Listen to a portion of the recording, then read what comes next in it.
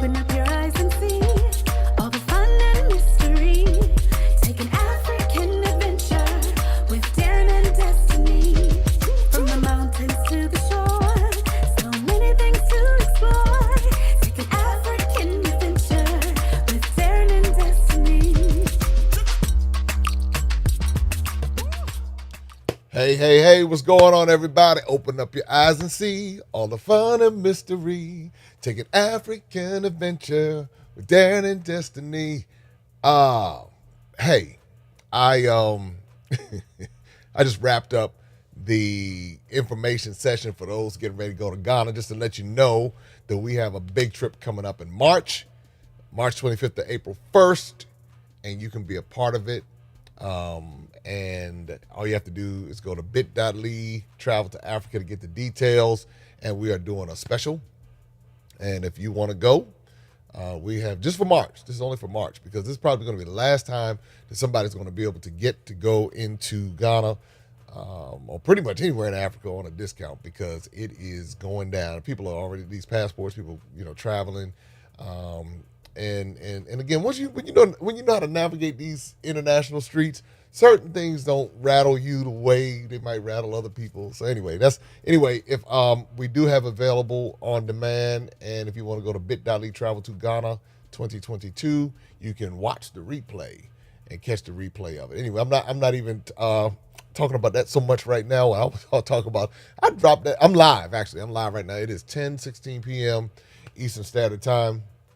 And I did a talk yesterday about the most ignorant things that I've heard African Americans, because we got a lot of knowledgeable African Americans, and I don't speak monolithically when I speak. I'm talking about the ignorant comments that I've heard people make, which is a whole lot of them now. It's a whole lot of them, and admittedly, I thought this way before because I was listening to people. And I think when moving into 2022, I'm really going to be big on this decolonization process of the mind because I firmly believe it is the biggest problem that people who are in the African diaspora are facing. We're trying to reconcile being colonized as all get out. And a lot of us don't even realize that we're colonized, but yet we complain about the colonized systems while still embracing the colonized system. So it's like it's a tug of war. Like we're trying to, treat me fairly, but I still love. It says treat me fairly, but I still love what you treat me fairly. So it's kind of like a toxic relationship, and on some levels, and so for a lot of people we're recognizing the toxicity of it all, and we're reconciling it. And so it's just like we need more and more voices to talk about how you reconcile this stuff. And so for me, I've been in this space, and I'm telling you, the minute I got into this Africa space, that's when the ignorance started just flying out of people's mouths. And these are like smart people. Ignorance and intelligence don't have anything to do with one another because you can be very smart and just not knowledgeable. So I don't equate somebody's intelligence with their level of ignorance. It just might not. They haven't had the exposure, and many of us have not had exposure by design. The whole goal of everything was to keep us in bubbles, and that's why when people tell me that they're experts and they know and they have the truth about everything, and they've never done anything except stay inside of their bubble, or they've been inside of bubbles they're in their bubble, and they go around other people who are in those same bubbles, but yet they know all, they know the truth, they know the absolutes, but they haven't been anywhere. They haven't done anything. And somebody was trying to tell me, I was in the military and I traveled all over the world. Yeah, you can still travel all over the world and still be in a bubble, because if you're just going around certain types of people all the time and you're looking at these people as though they're a problem and they need you to come and rescue them, if that's how you travel around the world, then you're still within that same bubble. So I've seen that, and I've come to learn how I was in a bubble most of my life because I was trained to think that where I was situated was better than everywhere else in the world. I was better than the other people in the rest of the world, but then at the same time I was trained to be a victim. So it's weird, when you think you're a victim, but then, what it reminds me of? Plantation stuff. When somebody has lived a particular way their whole life, and then they're able to get like a part of the tea, or they get into the house, or they, get a certain level of elevation from a socioeconomic status or a social status, and then they begin to treat the people worse where they came from, and so they start, they treat them horribly, but they came from those same places. And so you have a lot of this going on. I'm telling you, when you get, and especially in particular in this part of the world, it happens everywhere, because it even happens in Africa. You'll see this classism thing going on. People don't like to talk about classism because they're too busy being a victim of racism that they don't even understand the dynamics of classism. So they're sitting there, they don't like me, they don't like me, they don't like me, without understanding. A lot of times it's not personal. A lot of times it's just economics. And then so if they can keep you in a particular economic status or class, then they'll use race as that. If that's what they need to use in order to make things work, then that's what they'll do in order to keep that money flowing. Because at the end of the day, it's all about the money. People could care less of it. And I think that's the other part that I've realized, is that the people, like people don't care. When I say this, meaning people don't care about your feelings or my feelings. They don't care. They don't care about that. They don't care. They don't care. They don't care if you're sad. They don't care what's going on in your world. And I think once I got to the point of understanding that, like, people just really don't care, then I could position myself differently psychologically and not even put any energy on caring whether or not they cared. Like, oh, okay, well, I'm having a bad day. Well, they don't care. All right, cool. I got to work this out. And I'm talking about society at large. I'm not talking about your homies and your people close to you. I'm talking about just society in general. But a lot of people walk around upset because people don't care. And they live their lives waiting for people to care. And I'm here to tell you, people just not going to care. So go on and live your life. All right, live your life. Be free. All right, so now, here's some ignorant comments that I've heard. Some African Americans, and I'll share some ignorant comments I've heard some Africans say about African Americans. Equal opportunity conversationalists right here. Do they have cars? I've heard people ask that question. Do they have cars over there in Africa? Do they have electricity? Yeah, they have electricity. They have cars. Yeah. They might have a lot of those Katrina cars too. They got a lot of cars over there. That traffic's so bad. If they don't have cars, I don't know what that is. I heard the corruption is bad, and so that's, I heard the corruption is bad. And I'm like, you live in America. You talk about corruption in Africa. You live in America. So it's so anyway. But again, when you try to point that out to people, they can't see it. They can't see it. Don't they have a bunch of wars going on over there? Isn't it war torn? It's civil unrest. And I was like, were you in D.C. back in January 2021? Do you remember that? Do you remember that dude that was in Vegas shooting like a machine gun out into the crowd on people? That's a military assault in America. What you talking about? So when you start pointing that out to people, for some people it causes them to stop and think. And for other people, they go into cognitive dissonance where they don't want to hear that, and they're thinking that you're being condescending, and you're condescending to the people, and like this one lady, she was trolling me on YouTube, and it's where I get the trolls from. I mean, I tell people, and other YouTubers will talk about this, especially if you're from the African diaspora, particular African American diaspora, the people that will come for you with the most hate and the most like ghetto fabulous ignorant stuff is going to be people, other African Americans. It's like they're sitting in a hole somewhere, stewing and waiting for something for some reason to pop their head up out, and that's what they're doing. And so no matter what, no matter what type of video, no matter how positive or encouraging, it would be some sort of like slick comment. So I eventually just blocked her, because that's how I deal with it. Sometimes I'll go back and forth and the only reason why, this is another thing, only reason why I go back and forth with people on social media is because I'm trying to get into their understanding, their thinking. That's the only, because I know I'm not going to change their opinion. I already know that. But it's like, let me understand their thinking. So when I write one of my skits that call this stuff out, I have so basically they give me a script. Then I tell them, I say, hey, guess what? Thank you for the script. Thank you for this because now I'm inside of the psyche of this mentality. And when I write it, then I can write it. Just like I wrote the skit with the three ladies and all of the stuff that they were talking about. So that's the only time I go back and forth with folks because, they give me free consultation. And so that's how that works. But, but the deal is how bad information spreads. So like we just ran a advertisement for the Ghana trip. And in 2022, I tell everybody, I say, this is a real special year for me. I'll share it probably later in the year. But this is a really, really special year for a brother. And once you get to a certain point in life, you just say, hey, look, it is what it is. I'm not going to sit here. You get past the people pleasing stuff. You get past all of that. And you really become more concerned with helping people. Because a lot of times what I see is people exploiting people. Because sometimes if you just stay quiet on certain things, and you just don't say it, you can get more money, you can get more followers, you can get more likes, you can get all of that. And that's just another form of exploitation because the people stay ignorant. So, and so it's like, well, I can exploit the ignorance. It'd be really easy to exploit. Let me tell you how easy it would be to exploit ignorance from the African diaspora. A lot of times what people do, especially when it comes to the Africa space, is that they know that people don't know, all right? So they know that people don't know the history, and if you're somebody who knows the history, you know the history. But they know by and large that the people don't know the history.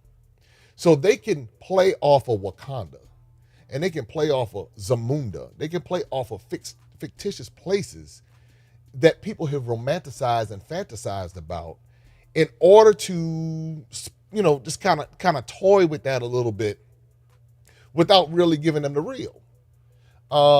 Like when I went to one of the dungeons in Ghana, and I said we have to be careful that we don't Americanize those dungeons, that we don't Americanize even at Asin Mansu in Slave River. I was like, well, I noticed all of the people's faces up there. The majority of them were like Americans. They're like so I said, but you have people in Brazil, that were fighting and all of that too. What about the people down in South Africa that were fighting and for freedom and all of that? I said, why do I only see Americans or majority Americans? I'm trying to think. I think everybody up there was American.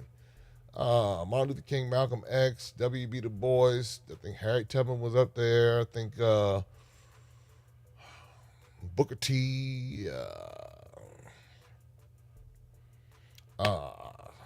I think that was. I don't think Anastasia was up there. She might have been on the outside. I'm trying. It seemed like I've seen Anastasia somewhere, and I wasn't sure if she was there or not. So, but by and large, the majority of the faces that you see on those walls were American. I said, but wait a minute, this is a global problem. I said, yeah, people down in South America fighting. There are people in South Africa fighting, and so I said we have to be careful not to Americanize this thing and really just kind of profit from it without giving the context. So it's cool, and my thing is this, there's nothing wrong with profiting off of something if you're going to give the goods. If you're going to deliver the goods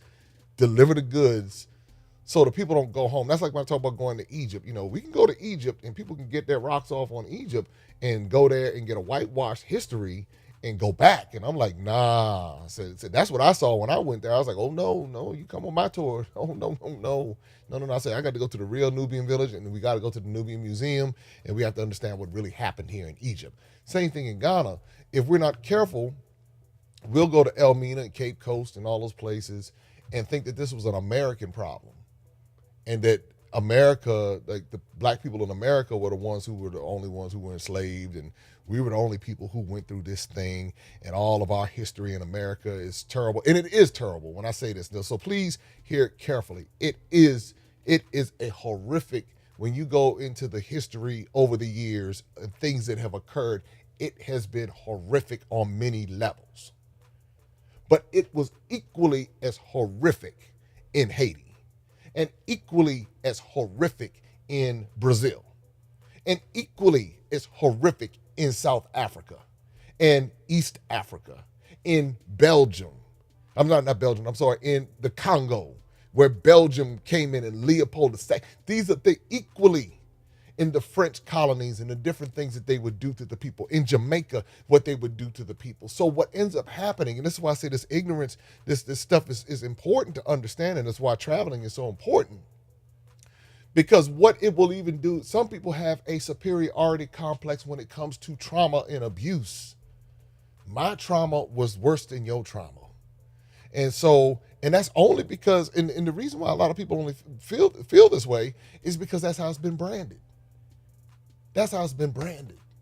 So the more you travel and you get the stories from different perspectives, I go down to South America, I go to Brazil, I go to Salvador, and I see things with my eyes that I would have never seen. They never put this in American media.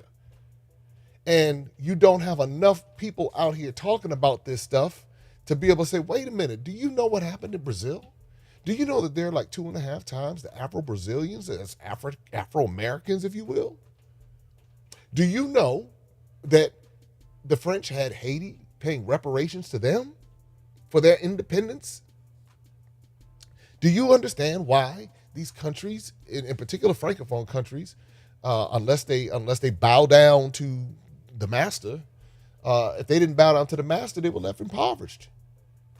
So the reason why this is so important, and this is what I said in my talk yesterday, the reason why it's so important for us to understand is because it is a global problem. And so you got this little group around here that's talking about, well, we're only concerned about those people here in America and what we went through, and as it pertains to reparations. And I am down with reparations. I'm down. America owes the $380,000 per person. Absolutely. It owes it. But it also owes it to the entire continent of Africa.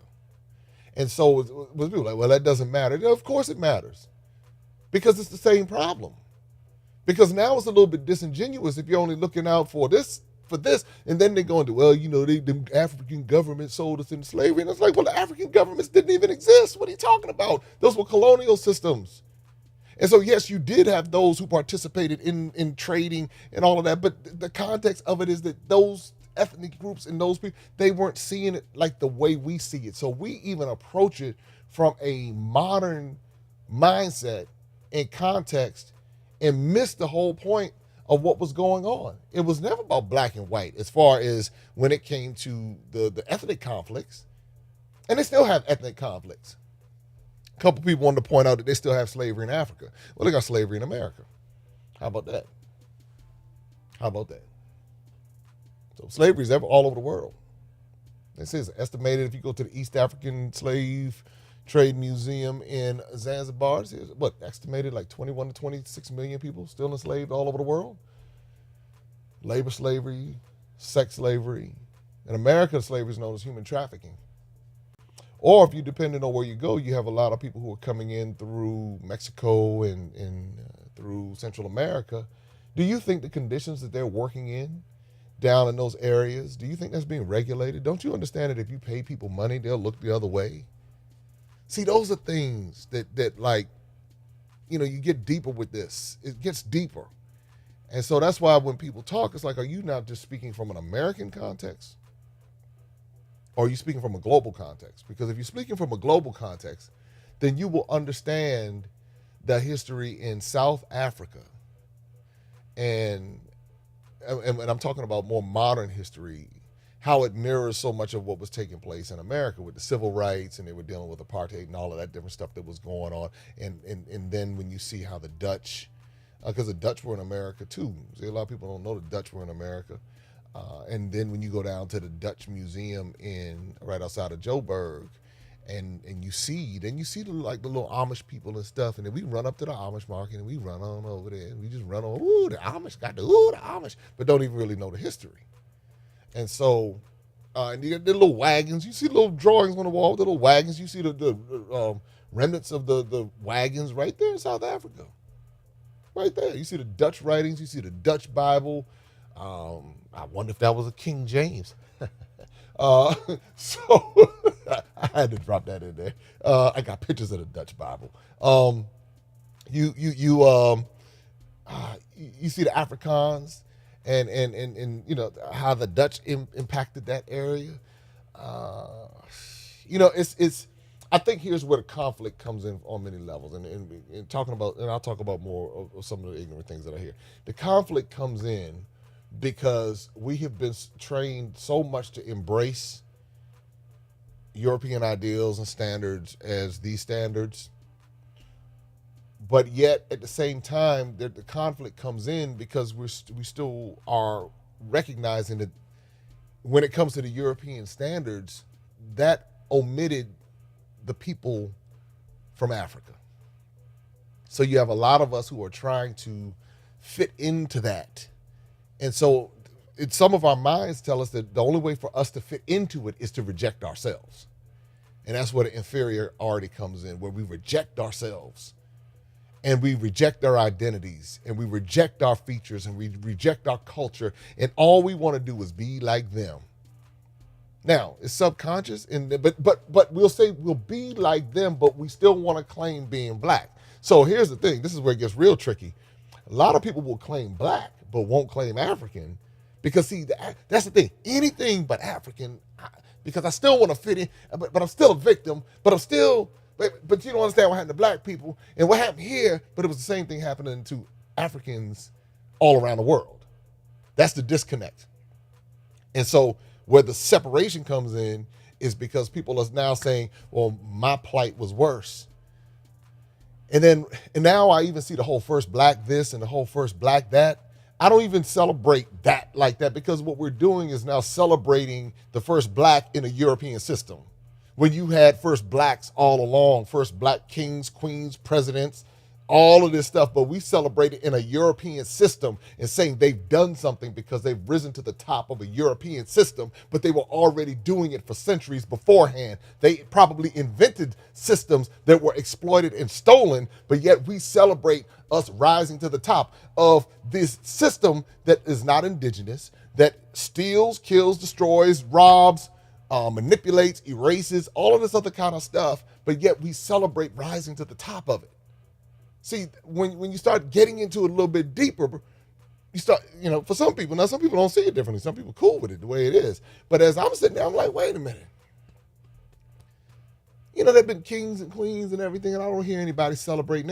You might hear about something about Shaka Zulu or Nzinga out of Angola, but you really don't, Mansa Musa. But you really don't hear about it. You might hear King Tut or Ramses II, and then sometimes we got to be careful that even that how people are branded, like what they did with Martin Luther King.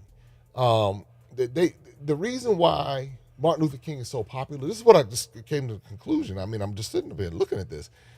The reason why he was so popular is because they could craft a message around him that made him appear to be soft. And so, but when you really, I remember it was 20 years ago. I went to the MLK Center, had a chance to meet. As a matter of fact, this is when I met Coretta Scott King. This was. I took this picture almost 20 years ago now. I look like a baby in this picture, y'all. Y'all ain't ready to see this. I look like a baby. Here we go.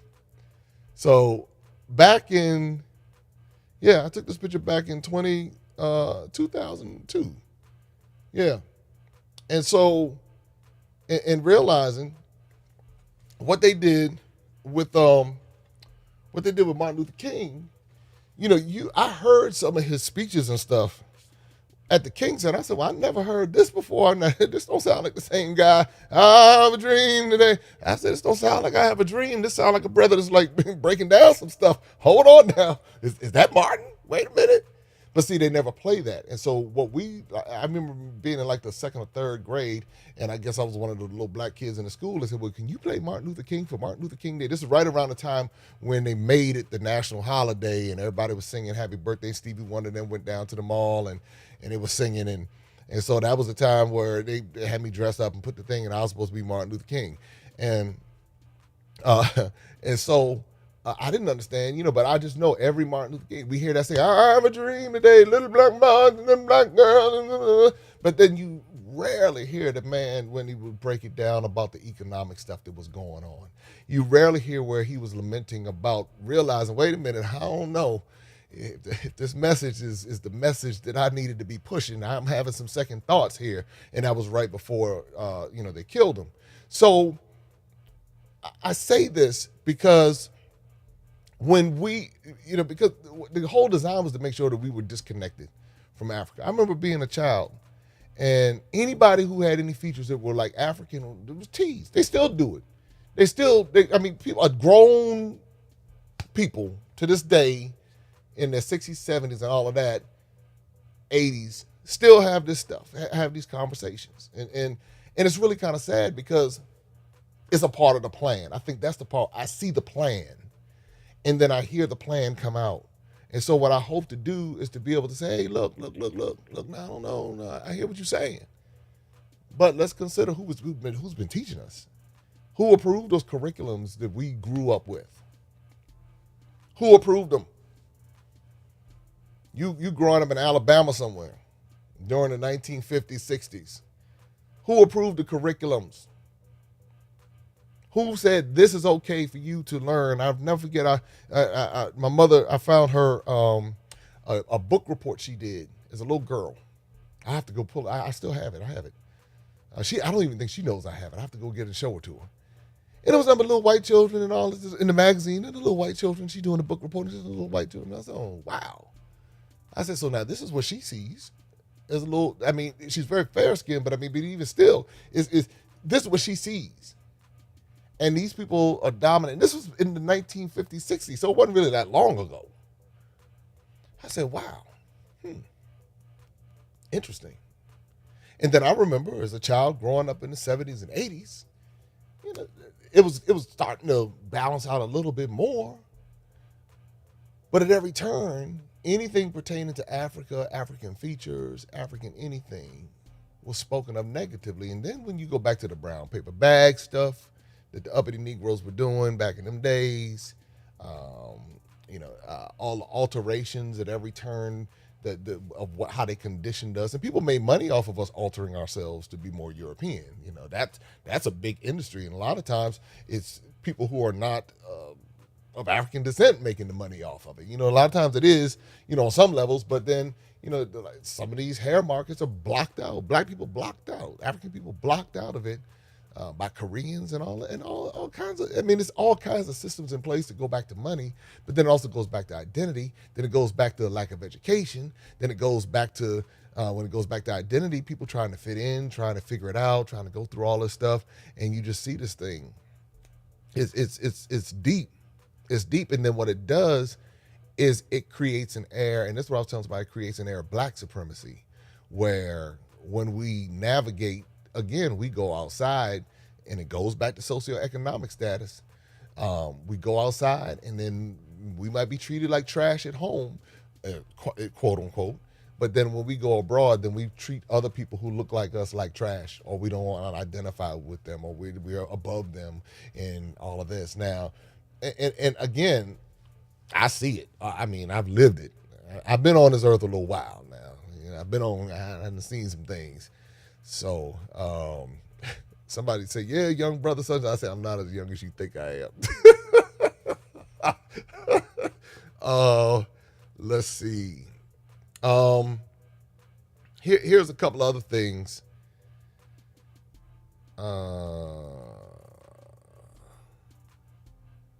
Yeah, I talked about that already. Here's another thing, and I do this because I love my folks, meaning African Americans, and I don't want us to be stuck. And I see it. But then sometimes people are like, I don't like the way you said it, and the way you said it, and your tone, and all this, that, and the other. I'm in one comment thread, someone said, well, I didn't like the way you say it. Your mannerisms and your body language said this. And then in the next comment, the person like, yeah, I was expecting you to go a little bit harder than that, man. You seem like you were holding back. I said, well, now, if I do it for people, then I'll be stone crazy. Because one person said it was too much, the other person said it wasn't enough. And if I get in the middle and I say, once you get to a certain age, you just who you are. It is what it is. So here's the thought behind that.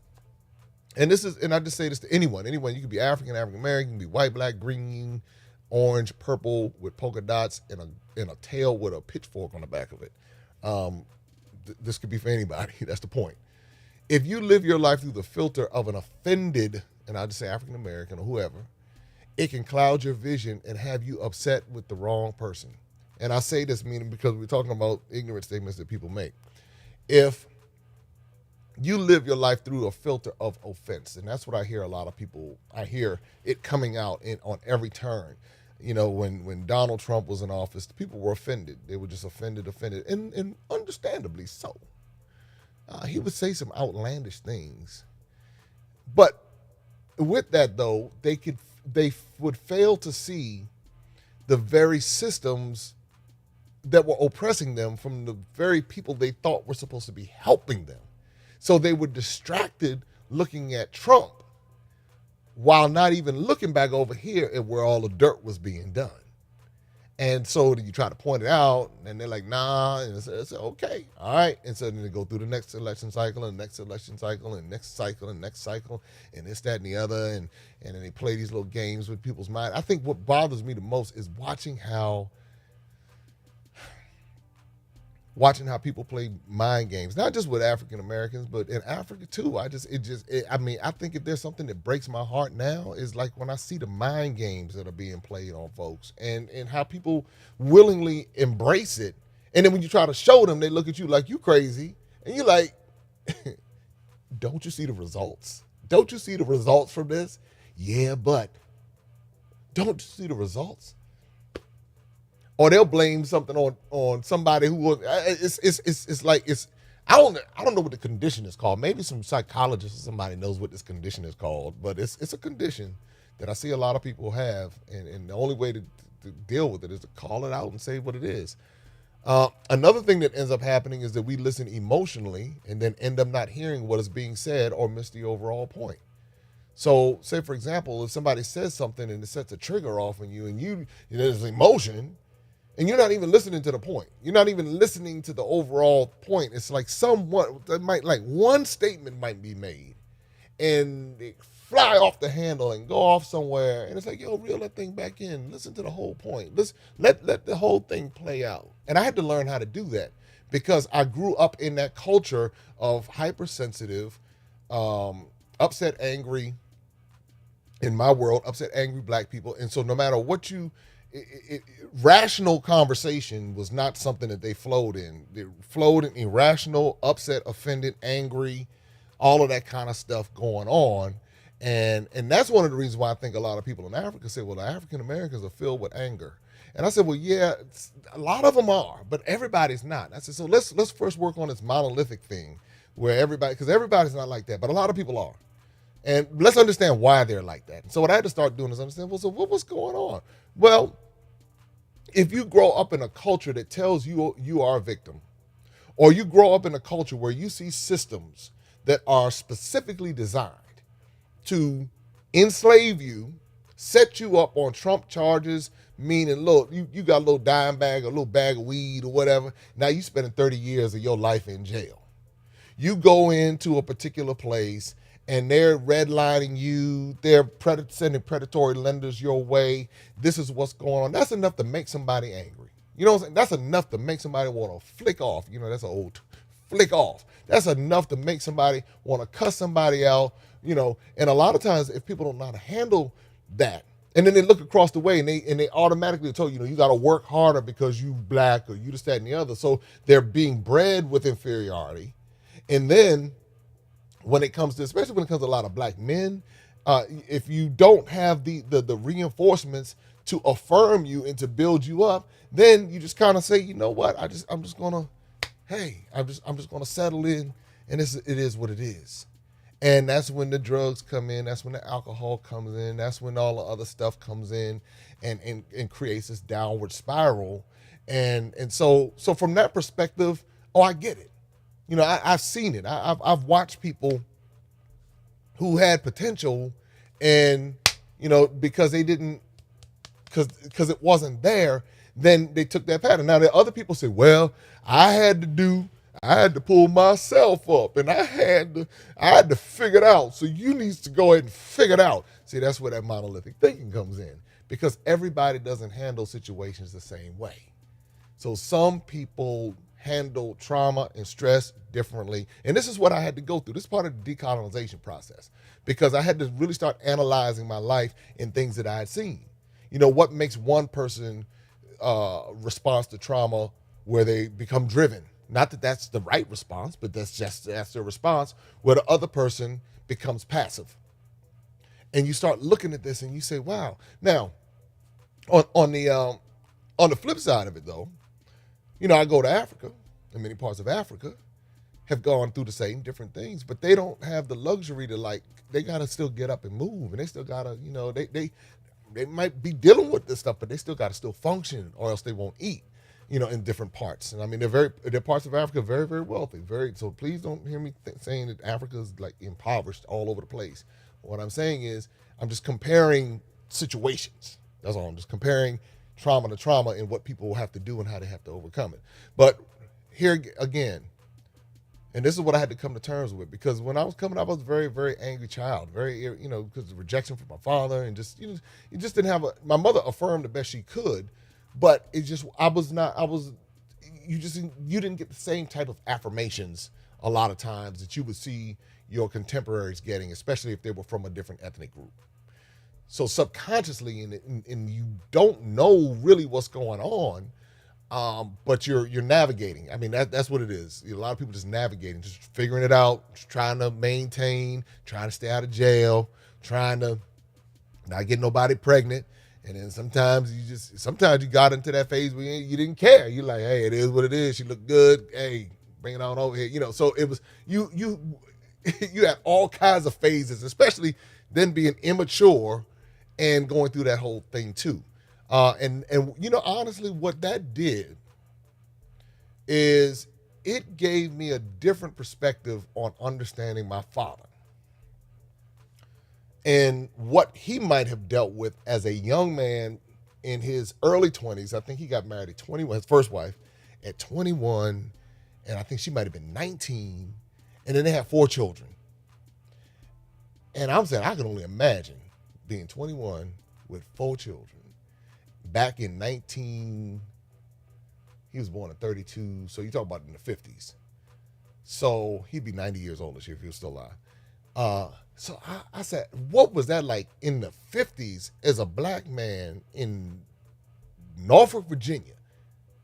4 children, limited education. He went into the military, went to Korea, and I said, I can only imagine. You know, I don't even know how I would handle that. You know, what would I do in a case like that? That was a different context. I don't even understand the context. My aunt, she kind of brought some things home, you know, recently, and told me some interesting stories about how they were living back then. But I was like, wow. I said, you know, what he did to his children was inexcusable. However, what I have begun to understand is what might have influenced some of his mindset as a young man, and some of the deficiencies he might have had as a young man, and some of the traumas he might have had as unreconciled traumas as a young man that he then put on his children. You know, and he did it to all 11, you know, but unbeknownst, you know, some may be in denial, some might not, but all 11 got some negative trickle down foolishness from that. And so when I look at this and I say to myself, I said, you know, I could not continue to live my life through the filter of offense. And it's not that you won't get upset and angry, but I did not want my existence to just be like that thing. And I talked about it in the talk I did yesterday. So what I encourage people to do, and this is why I say what traveling does and seeing things for yourself, it helps you to start taking that thing off of your back from the standpoint of, now you know where to focus. If you're going to be offended, now you know where to focus your energy. And at that point, you can choose to be productive with the offense, or you can be counterproductive, you can be destructive. There are a lot of different things that you can do when it comes to dealing with offenses. Another thing that I've noticed is that what triggers a lot of people is that if you talk about breaking free from something or doing something positive or not being in the hole and all of that. That's a trigger for some people too. They get upset when you say, man, I'm breaking free from this.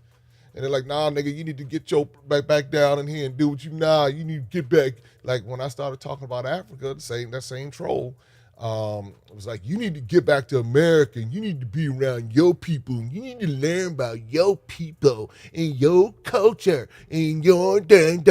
So that's what somebody was laughing at all my impersonation. So now I'm amped up with it. So I'm sitting up and thinking to myself, I'm saying, the fact that I want to learn about my people in America is because of me going to Africa and learning about the people over there and seeing the connection and putting the pieces of the puzzle together and connecting this dot and this dot and this dot. Now I want to come back over here and connect this dot and see this and see this. But if I'm held up over here thinking that this is it, listening to Slim telling everybody they not from Africa, then I'm gonna be stuck on that kind of stupid. And I'm saying I refuse to be stuck on that kind of stupid. And so I'm saying what I'm gonna do is I now want to learn more about Gullah Geechee. I want to go to the Tidewater area and learn about my family in that area, my American, if you will, family from there, because now I can see the connection. And now I want to go to Bertie County in North Carolina, Windsor, North Carolina, and go and see where I really kind of had no interest before. So again, it goes back to when, sometimes you got to do this thing for yourself. Sometimes you got to be like, man, go shut up and go back in your hole. Sometimes that's what you got to do. And then, of course, they don't like that. You said that that wasn't nice. You should have said, be quiet. Don't say shut up. No, shut up and go back in the hole. So, yeah. So here's another thing though. And this is something I want to be very, very clear with. When it comes to, because sometimes this is the other unfortunate thing.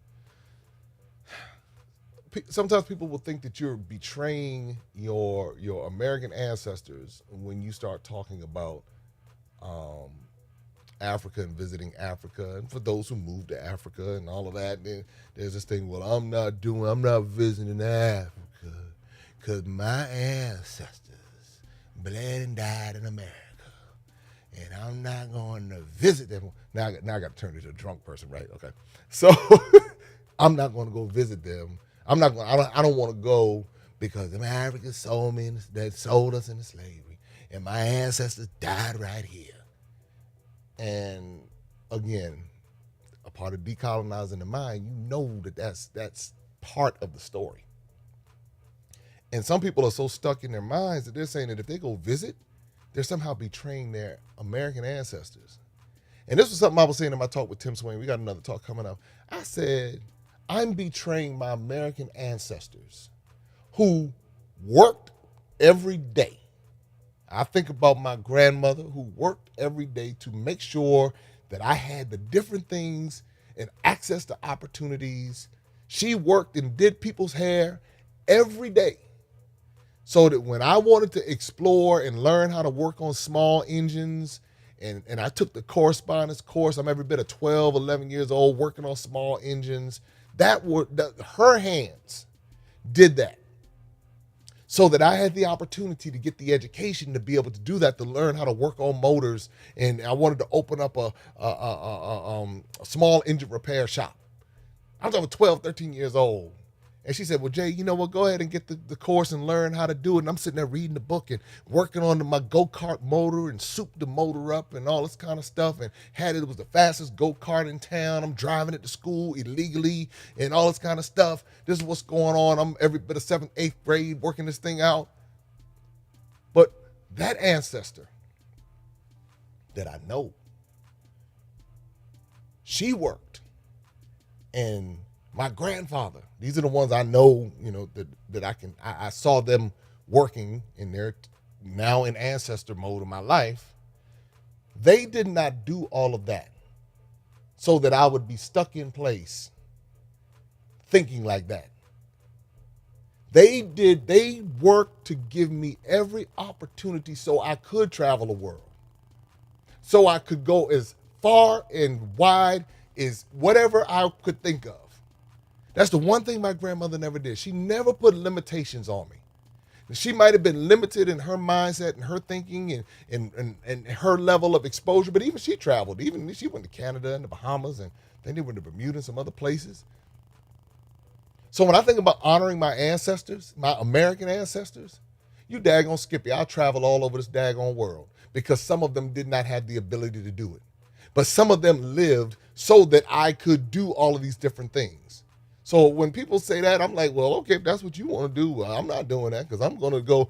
I know that the ancestors that I know that lived and died for me, the ones that I know firsthand, I know that they didn't do it to keep me in a box because they never tried to keep me in a box when they were alive. And I know that the deposit, just the little things they would do. When my grandmother would send my mother money, when my mother would run out of money, when I was a little kid, my mother of course she didn't tell me this, then.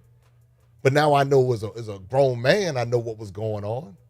Well, that money that my ancestor grandmother would work for to send to my mother was allowing me the opportunity to have exposure that none of them had.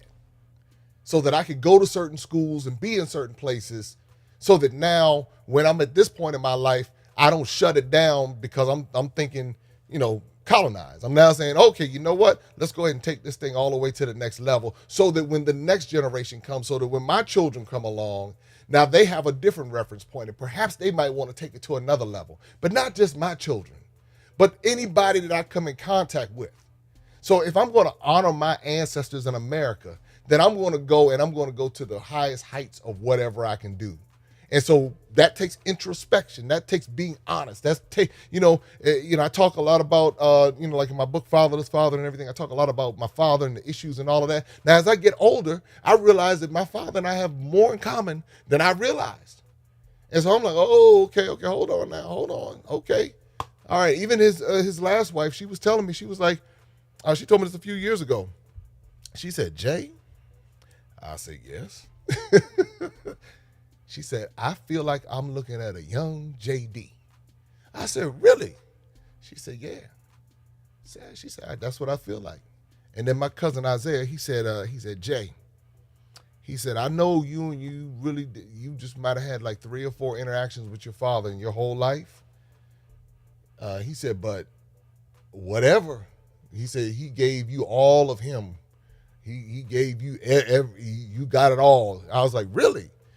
My younger sisters, they were listening to me talk to my sons one day on the phone, and I was talking to them, and my sons were in the background, like making noise. And I said, hey, it was because I was telling them to quiet down. So I came back to the phone, and they were laughing. I was like, well, what's going on? Oh, you sound like Dad. I was like, oh, really? Now, I never heard that in my life. I never, I didn't have that kind of relationship with him. And so his last wife was like, it's amazing to see how similar you are, but you were never around him like that. And so, again, and I share that only to just kind of put a context to the story. And when we talk about ancestors, and we talk about not, me traveling to Africa and all of that is not dishonoring any of them, as some people would try to say, but hey, that's what you feel. That's all right. It's fine. Everybody, each his own. Hey, I'm just flowing tonight. I'm good. I'm getting ready I got some real cool stuff coming in 2022. And like I said, it's a special year. So y'all gonna get all of that. I'm gonna release the Decolonization of the Mind course for those who want to do that. If you want to understand what it is, how you do it, I'm going to walk you through my process. We're going to talk about this whole debt-free college thing. Now, some people say, how does that tie into Africa? What does that have to do with economics? And so they're trying to take that stuff and circulate it through Africa. So hopefully some people will be able to benefit from that. But what I'm going to do is connect you with a coach to get you that scholarship money. That's bottom line. You want that loot? We're going to connect you with it. And so for those who are serious, you'll get it. You'll understand college is business. And it's not just education. Um, Here's something though. When you talk about getting angry, and there's a part where a term in the religious world they call it righteous indignation, and there's a place for righteous indignation. And righteous indignation is is when you see something that is not right happening and you get angry. And so anger is a natural human emotion, and how we channel that anger is what makes all the difference. So here's something when I get angry, and you'll hear it. The when I see systems that are supposed to educate us but choose to exploit us for votes, then something else that when I see government systems or religious systems that will pass out a turkey or a bag of groceries but won't teach the people how to earn or manage the money to have more than enough food. So it's almost like a form of enabling somebody and pacifying instead of saying, okay, you know what? I'm going to give you a turkey and a bag of food, but I'm also, I need you to come in here and learn how to manage your money so that you aren't always in a position of needing the turkey and a bag of food. Now, some people's positions are very, very different than others, but the same emphasis. So, in other words, it's like a bag of food and a turkey is not really solving the problem. It'll solve it for a day, but it's not really getting to the core of what the issue is and helping people solve. But yet, people are given credit for doing this stuff, but they're not really solving the problem. So that's problematic.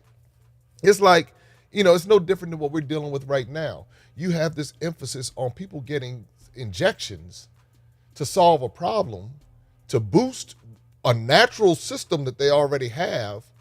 But if they put the emphasis on them taking care of their bodies and being healthy, then that, if you get to the core of that, then now you don't run into the consequences of the illness that's circulating around the world right now. I think I said that the right way so that YouTube wouldn't have a fit, and because they got this weird censor thing going on. So my question is, why isn't there an emphasis on good health, or why isn't there an emphasis on just like they're trying to force everybody to do all these different things? Why don't they shut down the places that's pumping this bad food into everybody's system?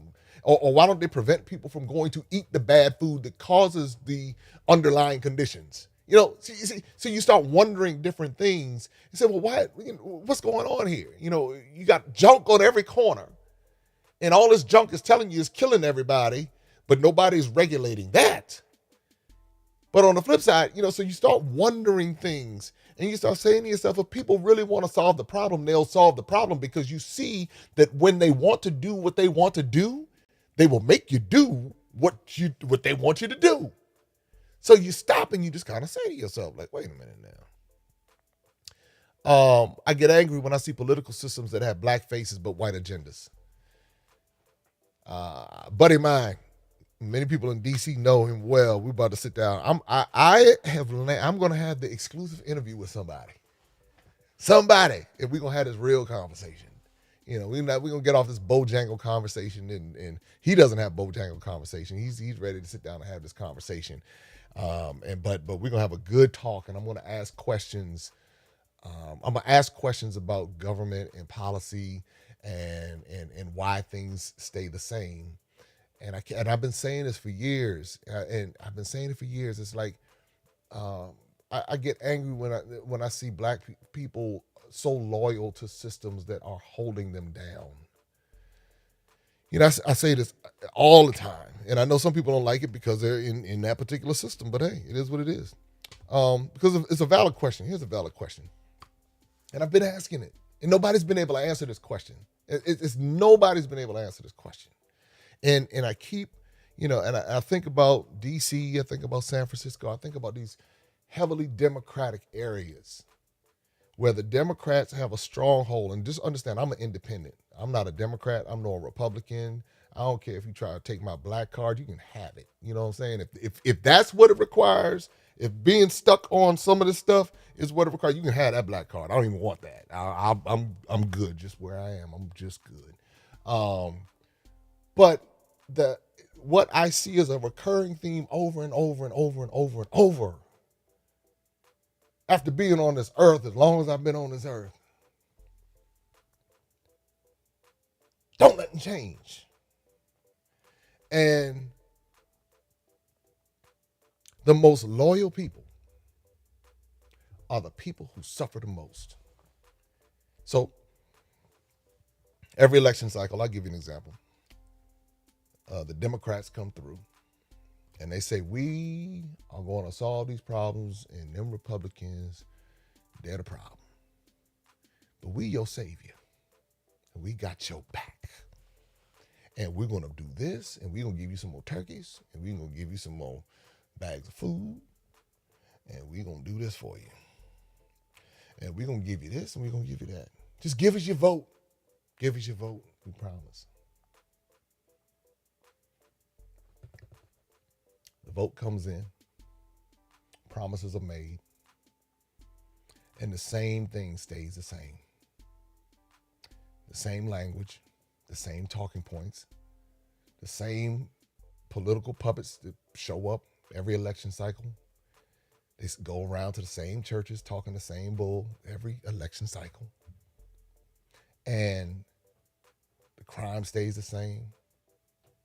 The school system stay the same, or they just do a little something to pacify everybody. And see, I notice because I go and I speak into schools.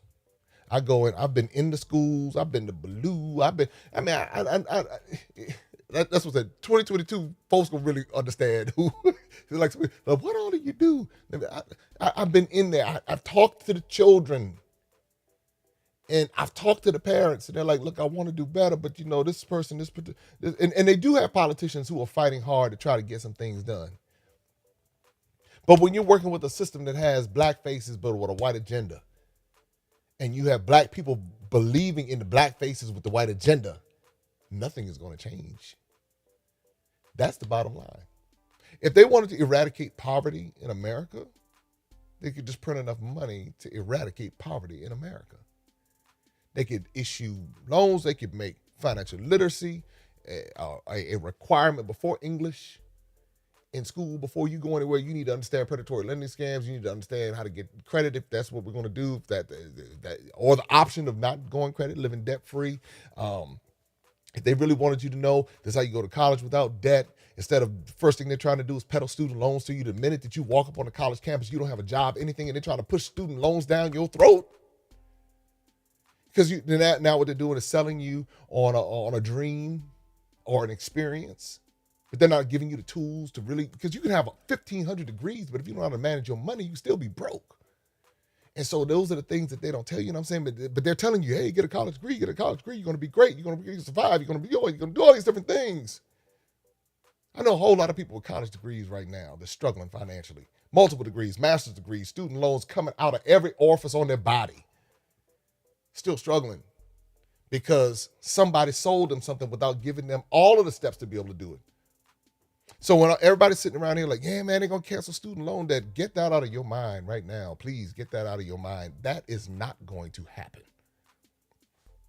I'm going to tell you why it's not going to happen. It goes against the very philosophy of the country. This stuff was put in place by design. So they might forgive a little bit to get everybody excited. Ooh, see, so-and-so, the article says so-and-so forgiving student loan debt. They cannot forgive the student loan debt because the system has not been changed. So they forgive all of these people student loan debts, but now they have another wave of people coming in that's going to be taking out the student loans. So they're going to start the cycle all over again. And so people are hoping and wishing and all of that. And that's what happens in the black community when it comes to their relationship with the Democratic Party. And so and this is what I say to everybody, and this is where folks get stuck. If the Democratic Party was the savior and in the promised land, then you would have every place where the Democrats were would be shining examples of black prosperity, African, whatever you want to call it, African American, black, I don't know, whatever you want, indigenous, whatever you want to call it, prosperity. People would have gotten the reparations in order.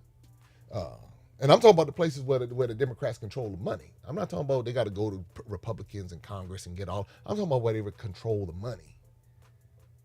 See, that's where we stop to think. Because there are places where Democrats control the money. and they can control the curriculums.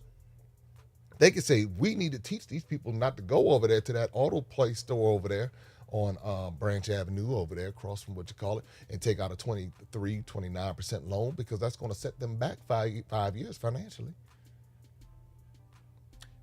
Teach them or have them ask questions. Well, why is it so easy for me to take out a student loan, but I can't go out here and get a business loan? Why are you so quick to put me in debt this way? But then but when it's me going into debt to be able to make some money and to be able to do some things, I can't. Y'all want to give me a colonoscopy, an endoscopy, scope in my ears and everything. You want to do all of that to get information out of me, but you don't want to show me, you don't want to tell me, you don't want to do anything. What's going on? But next election cycle, we'll be right in line. They'll stir up our emotions, and then they'll normally play the black card. They figured out that's how you do it. You play a black card, and you can get the Negroes to do whatever you want them to do. It's a real easy thing. If they're black enough, got to be black enough. So you got to have enough black tendencies and black culture. It'll pass. And that's the type of stuff I say I can't do. For me, I can't flow with that. I say I can't because I'm not seeing anything. I'm seeing churches every corner, everywhere, every time you turn around. And while some churches do have some really powerful programs that are helping people get their resources in order, but we're late to the party. For real. I mean, I look and I see it, and I say to myself, we got a prison system that was designed to continue the mindset of enslavement. And so you have mindsets that are coming down, and you do this, and you just say to yourself, you say, wow. So just to understand, I understand my folks' history in America too. I understand where a lot of this stuff is rooted. When you begin to see, and this is the parallel between America and Africa, in places I've seen in Africa, and I use Africa monolithically because it's a symptom that's all over. I've seen it all over Africa. You have puppet governments in Africa, the way that you have puppet governments in black cities in America, and we get caught up in the black thing. That's that. And so I just had to get past that. I mean, it's like you live long enough as a black person in America, and you will figure out that the first person who will come to sue you will be the black person. And I'm not saying this to, I'm not saying this is every particular case, but I'm just trying to put it in perspective to say the reason why I've outgrown that is my platform for how I see the world. I don't see the world in black and white. I take it case by case because I've dealt with enough Negroes who act like niggas that make you go back and say to yourself, wait a minute now, we're supposed to be black and all of this. I've dealt with enough people who come to me, see me working hard and want me to give my hard work up for free instead of saying, I mean, even like, for example, like with my books and stuff like that. I'll give you an example. And this is really kind of sad. It's like, okay, you put the work into the book and you put the time in, you write, you travel and all of that. And somebody's really looking at you to like, okay, just give me all your books for free. And you're like, huh? But yet they'll turn around and they'll be reading some little white person's book talking about I'm really getting enriched and I'm growing in my faith and I'm going in such and such and they go through all of that. And you're saying to yourself, what? So do you understand what it takes? But then these will be the same people who will want to start a business. Same people who will want to go and get going and start a business. And yeah, man, I'm about to start a business, young man. I'm about to do today. Man, I'm going to start my business, right? About to start my business. Yeah, man, can I pick your brain? Can I sit down and pick your brain? Like for a fee, you can pick my brain. Because you know how much money I spent to get this information? Yeah, man, but you're supposed to be giving that up for free. Nah, Jack, it don't work like that. You got to put some sweat equity into this thing if you're going to be successful in business. You got to learn what it means to be business. So, but when you deal with enough black people who roll like that, yeah, man, can I get a discount? Because, you know what I'm saying? But they won't even ask the other people for the discount. So that's why I say I got past the black thing a long time ago. If somebody got a solid black business handling their business, then they got my money. If somebody's going to respect the sweat equity and time and energy that goes into something, they got my time. But once I started realizing that people have that mentality and expectations just because you are black, I said, I don't play that game. Nah, I'm not going to do that. Now get your butt out there and work like how I did. Like all the snow I had to shovel and all the countless books and seminars and classes and flights and all that. Get your butt out there and figure out how to put this thing together. I've had this conversation with my sons. I've told them straight up. I said, nah, Jack, this is my money. I went out here and worked for this. Now, if you act like you got some sense and you got some responsibility, then partake of this as an heir. But I don't owe you anything. And so when you start talking like that, people are like, oh, them fighting words right there. Yeah, there's fighting words. Because that's a mentality. And that's what I'm saying. All of this stuff kind of goes back down. And people are wondering why people can't get ahead. Then when you don't have a mindset of being able to go in and say, you know what, let's build this. That's why I appreciate like part of the culture that I'm in now.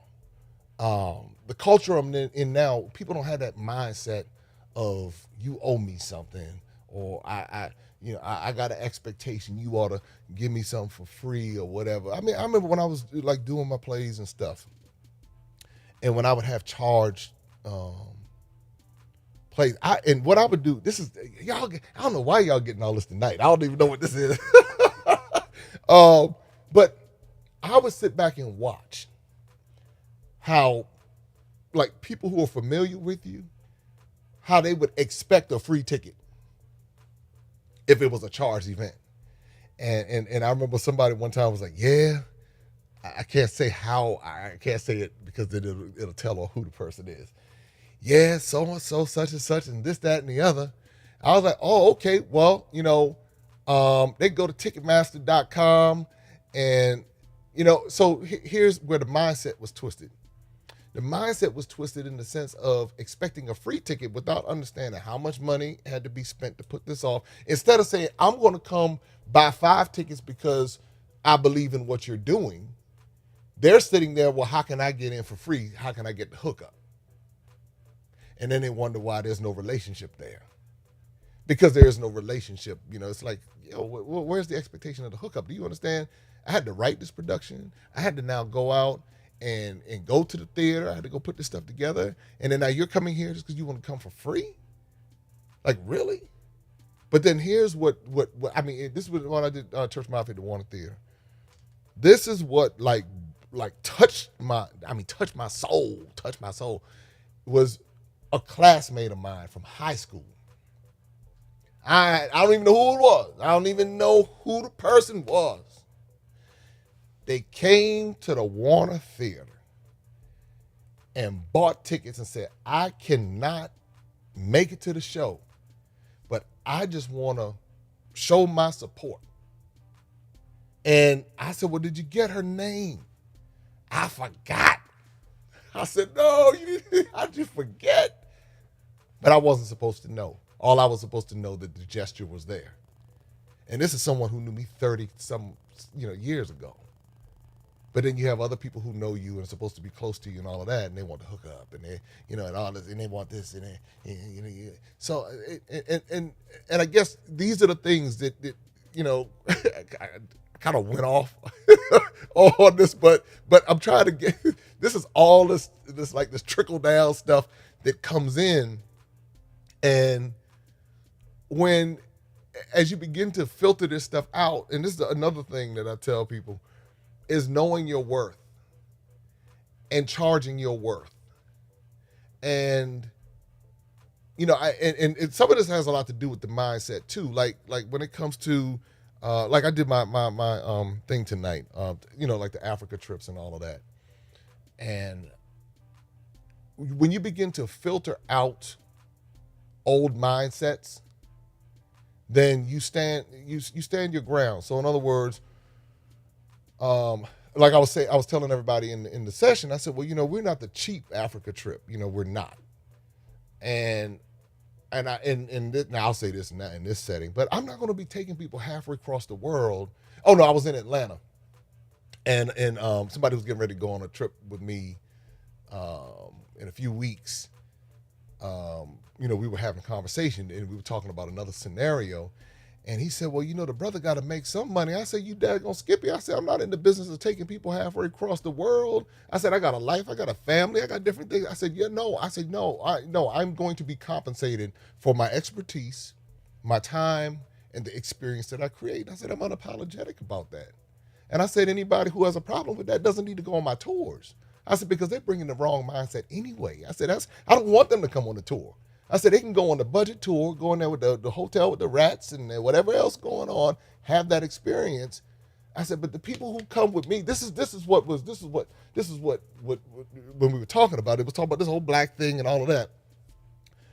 I said, the people who come on the tours with me, these people repeat and go on other tours because they get the best of the care that I can provide. But at the same time, the respect is reciprocated and the appreciation is there. And so like I don't have like ghetto people coming on my tours. They don't even attract to it. What I'm saying right now turns them off. So they don't want to go. And like, nah, he said that the wrong way, man. I thought we were gonna hustle up a little something off of that tour. Nah, we ain't doing it. Right? No, that's just the wrong tour. But it's like the people who say, man, Jay, you know what? We appreciate what you're doing. We see what you're doing. We're gonna be here. We got you. And then what that does, hey, now I'm going taking trips to Nigeria. Say, all right, come on, we got some folks that's ready to do this thing because they have a mindset to say, one, we're gonna bridge the gap. One, what we're not going to do is come over here and be putting these people down, and that's the culture. Like the people on my tours don't go and put people down in Africa. But then the people that I connect them with in Africa don't look at them a particular way and mistreat them. And so once I understood how all of this stuff, all the stuff I'm talking about, like the ghetto people trying to come to you and get you to lower your price and lower your value and all of that, you got that mindset. But then you got the people who are like, hey man, look, let's do this thing. We ready to rock and roll. Let's knock this thing out the park.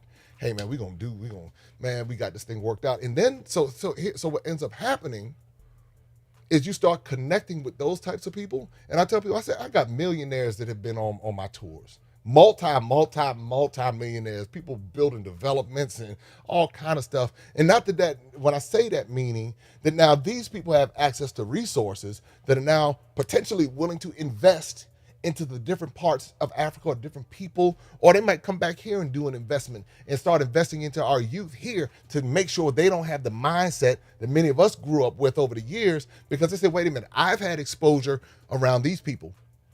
So now what I want to do is invest in a program with the youth here in America, teach them how to get their money right and all of that, give them some exposure over there. We bridge the gap between the two so that they're not thinking one way about each other. And this is how we impact legacy. This is how we impact generations. But it goes back to the type of people that you attract and that you take over there. Because if you take the wrong mindset and the wrong kind of people, now you got a hot ghetto mess, people acting crazy, people acting like, y'all know what I'm talking about. And so when you begin to start breaking this thing down and start putting this thing into perspective and you say, listen, this is how we were jacked up.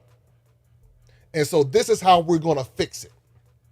First thing we're going to do is we're going to recognize how we've been jacked up with the misinformation, all this other kind of stuff, these systems that have been in place. They've been giving us all these false promises all these years. They don't have to do much to get our vote. They all just smack us on the butt and give us $1 and then we keep on moving. That's kind of like, it's kind of like this, that kind of philosophy. Strippers make more money. Prostitutes make more money, get more results than what the Democratic Party has peddled to black people over all these years. So when you start looking at this, you say, you know what?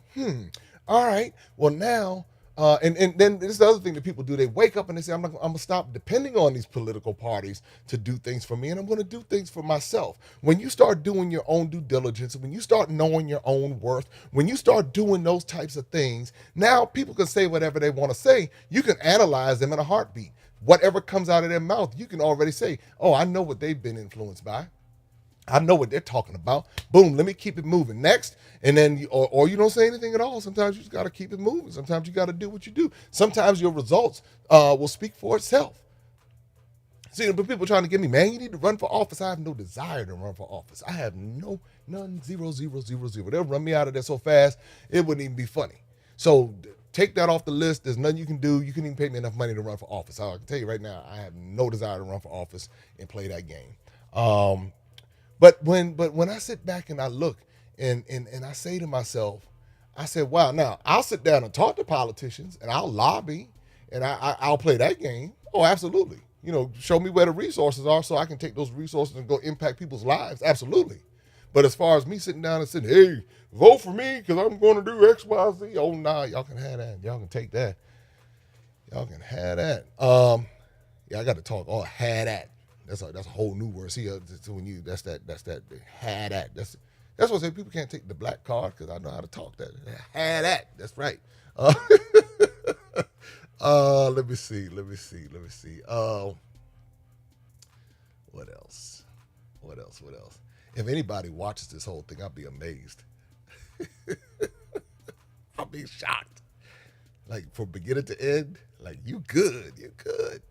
And it really started off with talking about the ignorant things that I've heard, but it's giving you insight into much of it. Now, the good part about it, because I know somebody's probably been triggered by now, the good part about this is that there are more and more people bouncing out of this.